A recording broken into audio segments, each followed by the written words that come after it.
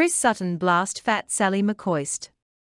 But first, Celtic manager Ange Postecoglou might like high-tempo football, but he does not come across as an athlete. He's a football man, not a football snob. As it stands, Celtic's record at the Tony Macaroni Arena under him is played 2, lost 1, and won 1.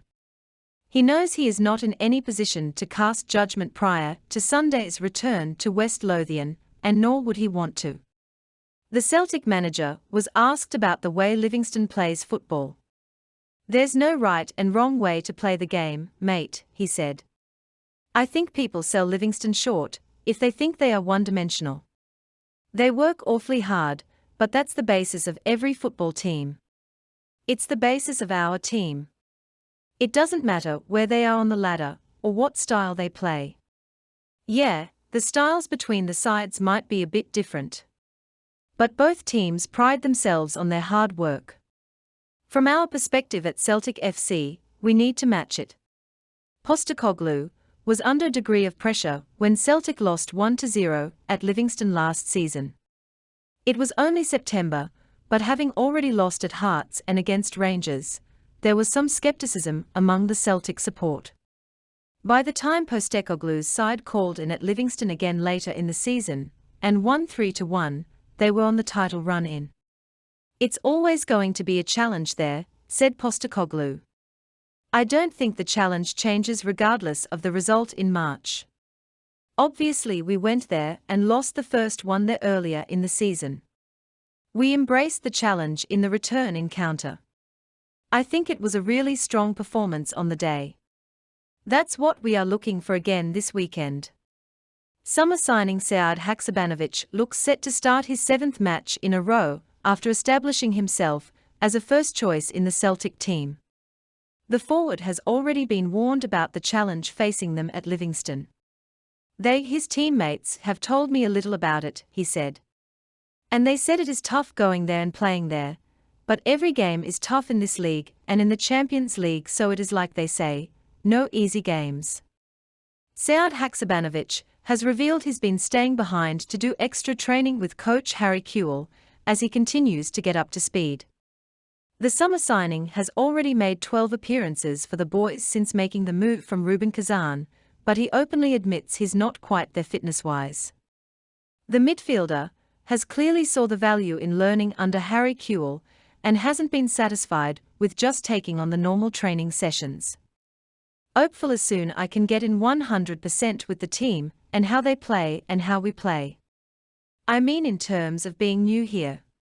I am learning all about the players and everyone and how we play. The manager is very clear in what he wants from me.